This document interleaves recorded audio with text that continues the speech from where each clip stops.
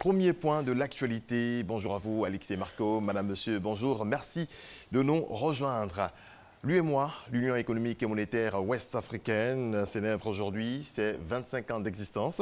Alassane Ouattara, président en exercice de la conférence des chefs d'État et de gouvernement, présidera à Ouagadougou la cérémonie de ce 25e anniversaire.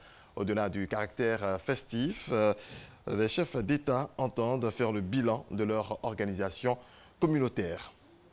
Un conseil des ministres s'est tenu hier au palais présidentiel au Plateau. Pour ce premier conseil de l'année, le président de la République a donné les grandes orientations de son action sociale dans un dialogue avec le Premier ministre Amadou Gon Coulibaly à Ouattouré. Les travaux de ce premier Conseil des ministres de l'année ont essentiellement porté sur le programme social 2019-2020, un programme qui met en lumière l'action sociale du gouvernement. Le programme social du gouvernement 2019-2020 traduit la volonté du président de la République d'accentuer la lutte contre la cherté de la vie et d'améliorer l'impact social de l'action gouvernementale sur les populations, notamment indigentes, en améliorant significativement leur pouvoir d'achat.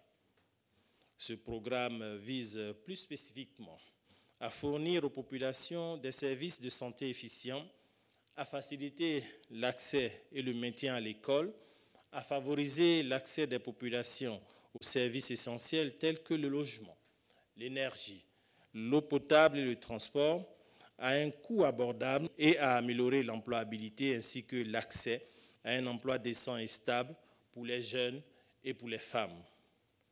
Ainsi, le PS-Gouv 2019-2020 se décline en 156 actions prioritaires comprenant 12 projets phares à impact large et rapide.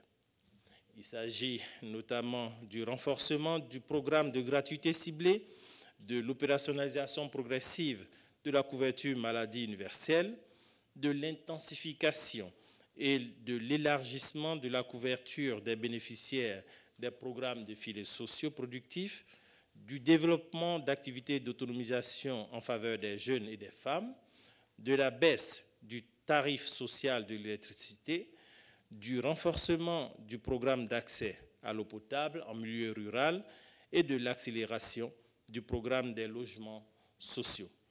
Toujours au plan social, le Conseil a fait le point sur le recrutement de personnes en situation de handicap. En lien avec la politique sociale du gouvernement, cette session exceptionnelle a connu la participation effective de 1098 candidats, dont 835 déclarés aptes par le collège médical et 263 recalés pour handicap non avéré. Au terme des délibérations de la commission consultative de recrutement dérogatoire, tenue les 8 et 9 novembre 2018, 158 candidats ont été retenus. Notons que dans le cadre des prises de participation de l'État, le Conseil des ministres a adopté le principe de participation minoritaire dans 82 sociétés. Le Japon et la Côte d'Ivoire renforcent leur coopération. Les deux pays ont signé un accord pour la phase 2 du projet d'aménagement de l'échangeur de l'amitié ivoiro-japonaise, un don de 25 milliards de francs CFA et un prêt de 28 milliards de francs CFA pour la réalisation de 3 échangeurs à Abidjan. Les détails de Jean-Louis Bambo. C'est une enveloppe globale de plus de 105 milliards de francs CFA que le Japon met à la disposition de la Côte d'Ivoire pour le renforcement de ses infrastructures routières. Un don de 25 milliards 135 millions de francs CFA pour ajouter un 3e passage supplémentaire en hauteur sur l'échangeur de l'amitié ivoiro-japonaise en cours de construction au carrefour Solibra. Et un prêt de 80 milliards 685 millions de francs CFA pour la construction de 3 échangeurs sur le boulevard François Mitterrand à Cocody. Le lord de la ville d'Abidjan, en tant qu'hub de l'Afrique de l'Ouest, sera encore renforcé, aussi bien que l'activité économique de la ville deviendra plus dynamique. L'amélioration des infrastructures de transport est l'un des éléments essentiels. J'aimerais souligner que la haute technologie japonaise sera utilisée dans l'exécution de ces 2 projets, donnant lieu au transfert de technologie. Les gouvernements japonais et ivoiriens se sont félicités de ces deux nouveaux actes de coopération qui contribueront à renforcer aussi bien la coopération ivoiro-japonaise que le bien-être des populations ivoiriennes. Le gouvernement ivoirien se félicite de la signature de ces échanges de notes pour doter Abidjan d'infrastructures de qualité lui permettant de répondre à sa double vocation de belle ville moderne et de grande métropole économique. Telle est l'ambition du président de la République qui voudrait voir la capitale économique refléter sa volonté de faire compter la Côte d'Ivoire au nombre des nations émergentes. Ces financements viennent s'ajouter à une longue liste d'appuis du gouvernement japonais pour accompagner la Côte d'Ivoire dans ses efforts de développement.